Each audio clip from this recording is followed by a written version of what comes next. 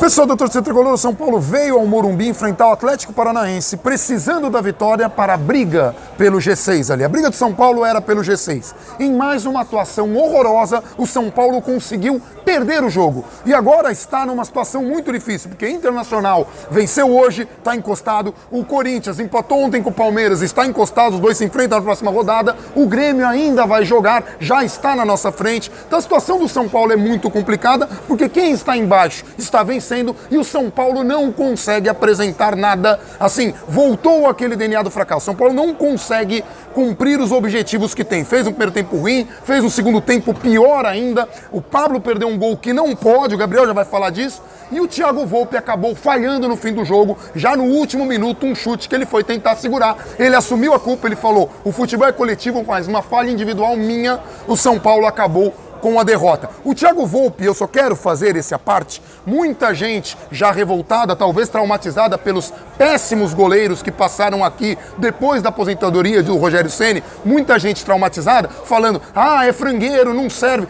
Coloque uma coisa na cabeça, o Thiago Volpi é um dos responsáveis pelo São Paulo ainda estar na parte de cima da tabela. É um dos jogadores, se não o jogador mais regular da equipe. Fez defesas grandiosas, fez defesas para ganhar jogo.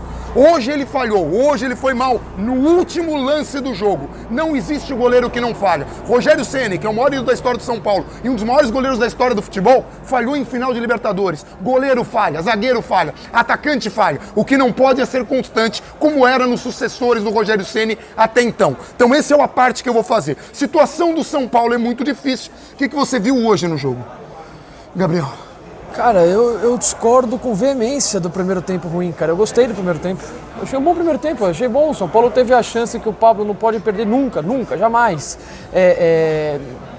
Para fazer 1-0, teve Tietê na risca da grande área, com todo o espaço do mundo, chutando a bola pro alto. E o Antony, que também teve duas oportunidades chutando para cima. Teve oportunidades, o São Paulo, o Reinaldo, isso mais no segundo tempo, mas o Reinaldo tomando assim, esse é o jogo que como não tem pênalti, não tem furada bizonha, foi uma das piores partidas do Reinaldo pelo São Paulo em termos de decisão. É o cara que chega na lateral da área, tem todo o espaço do mundo, e aí ele dá um bico para arquibancada, aí o cruzamento dele, que depois o Gabriel Sara dividiu, a bola passou perto da trave, era um lance para você ter muita calma e ou dominar e ir você para dentro do gol, ou servir alguém que está chegando de frente.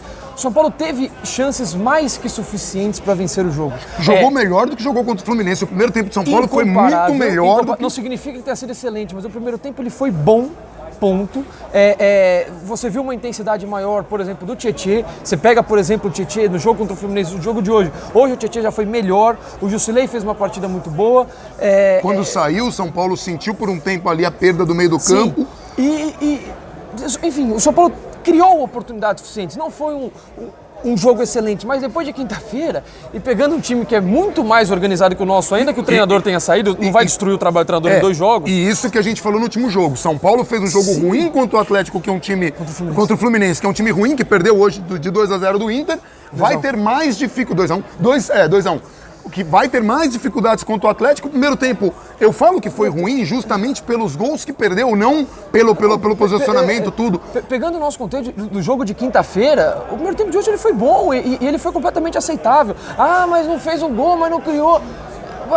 Fica tocando a bola para trás, vai tocar para trás. Escolheu esse treinador. É o esquema do Quando veio, estava no pacote. E não é isso que vai fazer o time jogar mal. O time, o ponto negativo do primeiro tempo foi excessos de contra-ataque. Na live, quando o São Paulo trouxe o Diniz, e na live pré-Diniz, inclusive, a gente falou que um dos pontos do time do Fernando Diniz e que incomodavam muita gente, que não vinha acontecendo até então e passou a acontecer, é excesso de contra-ataque.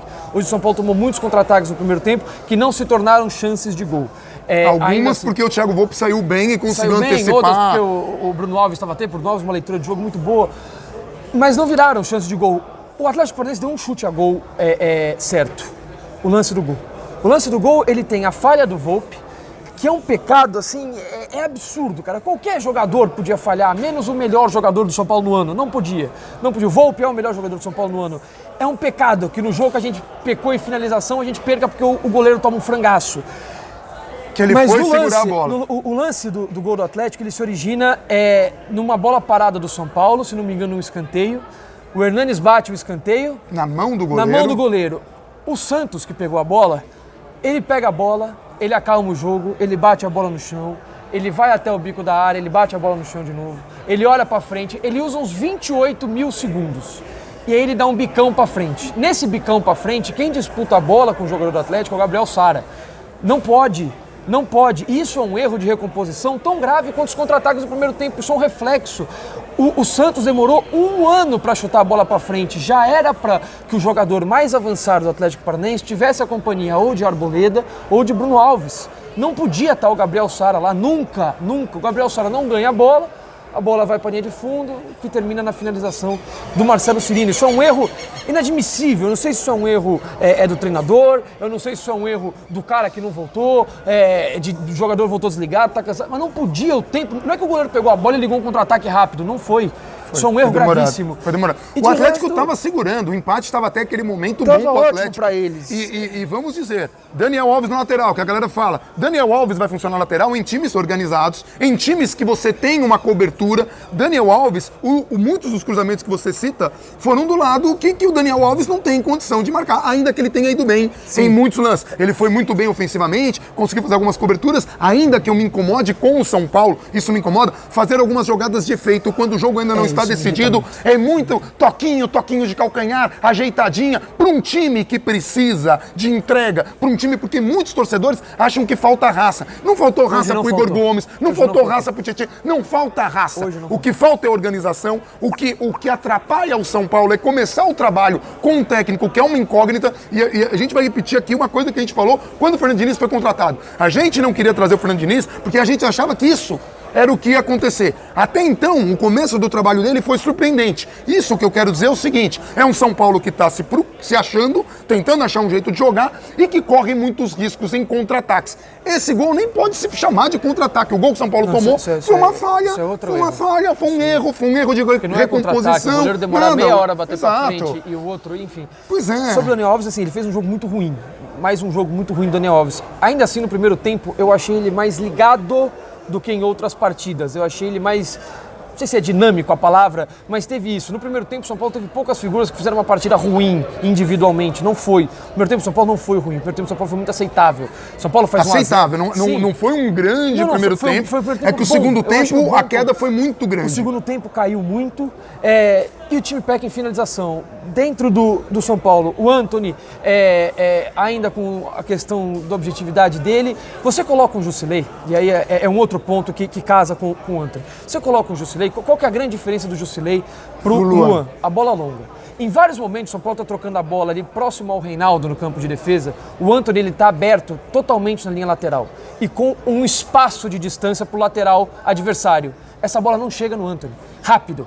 De Jusilei, que tem capacidade de fazer isso, virando o jogo para o Antony pegar e ir para cima. Todos os times do mundo buscam, sonham com o seu ponta, driblador e velocista indo pra cima do lateral adversário no mano a mano. Teve 2 lances que o Antony fez isso. E quando ele chamou pra driblar, ele conseguiu driblar e cruzar. Levou até uma bola ali muito rente, a linha de fundo. São Paulo não faz isso. E o Jusilei tem capacidade pra isso. Às vezes você pega o Bruno Alves arrancando, se for pra pegar um jogador e sair em condução de bola, põe o Luan pra jogar. Lógico. O Jusilei, ele te oferece, além da leitura de jogo defensiva, essa bola longa o São Paulo não aproveita. O Igor Gomes é um jogador, hoje ele é um jogador quase que fundamental pro São Paulo. A diferença do ritmo que ele proporciona pro time quando ele tá e quando não tá, o que o São Paulo sente desse ritmo, desse dinamismo dele, de pegar a bola, conduzir pra frente, arrastar o time, e que arrastar o time pra frente, ele é muito importante nesse ponto. Foi assim no primeiro tempo, no segundo caiu um pouco. Enfim, hoje o São Paulo jogou melhor. O São Paulo deveria ter ganhado o jogo hoje. Pelo menos no primeiro tempo. Segundo tempo, aí já foi mais... O segundo tempo caiu muito. E o São Paulo foi melhor que o adversário. Criou chance. O Reinaldo apareceu 2 vezes pelo lado do campo. O Vitor Bueno não fez uma partida. Uma dessas bolas do Reinaldo foi ele que serviu. A bola do Pablo também. Foi o Tietchan. Foi o Vitor Bueno, né? Que meteu. Sim, ou seja, ele fez o papel dele. De resto, cara... Ainda que o Vitor Bueno não tenha jogado no nível dessas últimas atuações. Mas a partida dele foi razoável. O que eu mais lamento é pecado do Volpe, é absurdo que a gente... um resultado desse com o cara. E o Pablo não pode perder um gol dele, jamais. De jeito nenhum. Ele não centroavante não pode perder um gol na cara do gol. Ele não pode perder um gol daquele nunca. Era um gol que mudaria a história do jogo.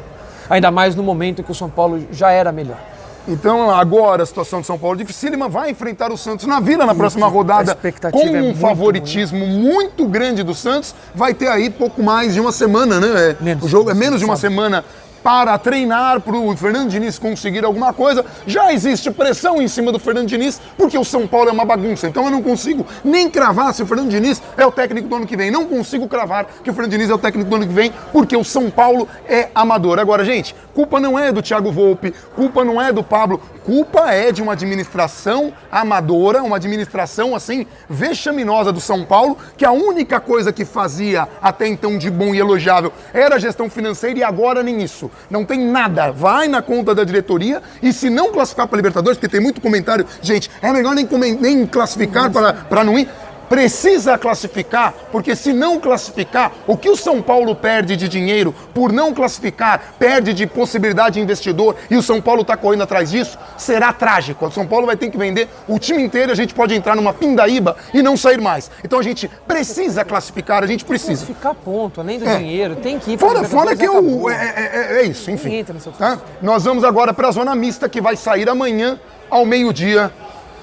Enfim, um abração para todo mundo e vamos São Paulo.